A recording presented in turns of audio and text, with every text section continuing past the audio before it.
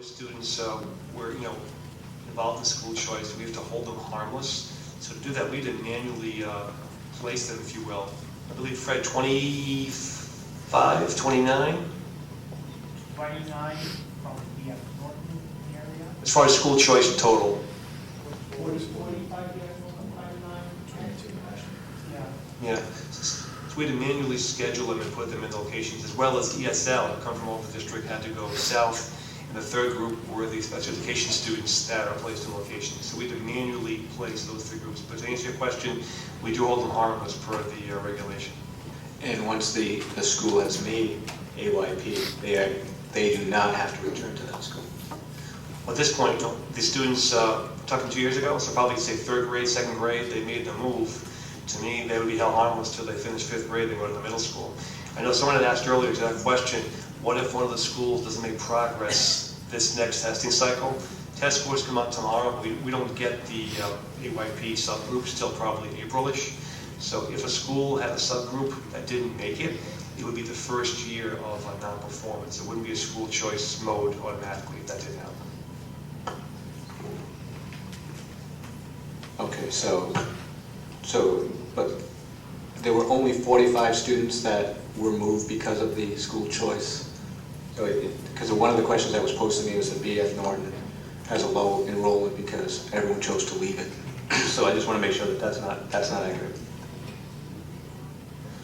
The other one would be the grandfathering of the potential fifth graders, which has been brought up. The children have been at that school for the 4 years. What was the decision on that? The decision on that is we looked at it, and once again, we'd have to be choosing.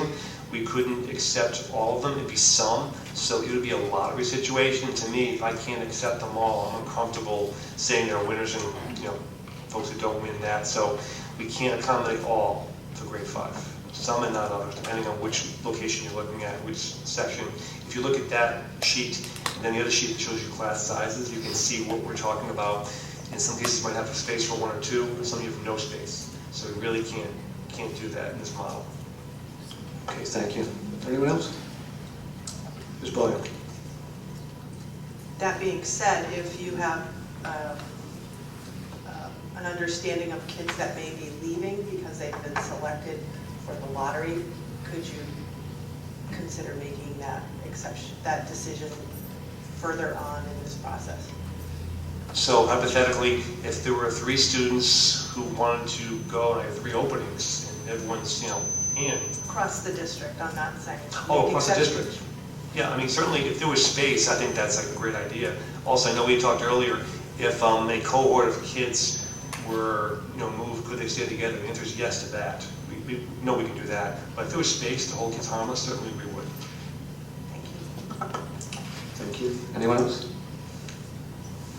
Okay, at this point, before I open up to public comment, as long as no one on the committee has a problem with me moving that, we'd like to set a date for a special meeting just on this topic. My thought was that Thursday seemed, and I'm not sure about achievement as to what our schedule is, but on the 23rd, are we available on the 23rd? Oh, we can't meet on the 23rd.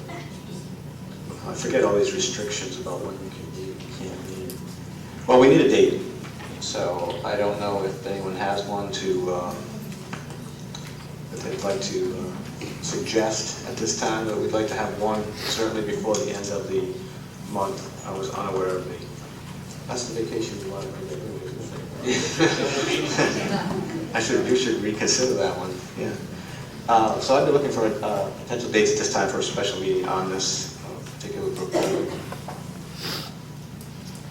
Can I just ask what the purpose is? I know we're meeting on the 16th.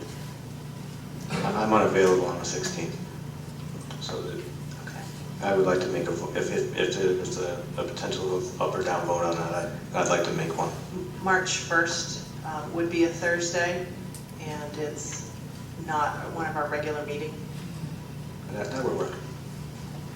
Just look at us in front of the budget of March 8th, which is tentative. So March 1st would work. Can I also add, one of the discussions that we want to have in Achievement Subcommittee is to have a discussion on the assessment scores specific to the elementary schools, so that we can learn more with Dr. Thornton and the school principals about the strategies that we're putting in place to help students succeed or excel in our standards. Absolutely.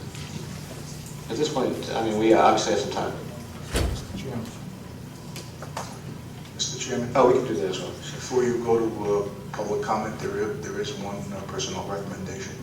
Thank you, Mr. Rotel. Mr. Gibbons just informed me of that as well. But I'm still on the fact, I still like to, are we okay on March 1?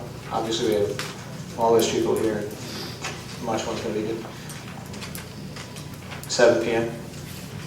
Okay, March 1, 7 p.m. We'll make sure that we notify all open meetings statutes are covered. Before we go to public comment, personnel recommendations, Mr. Rotel.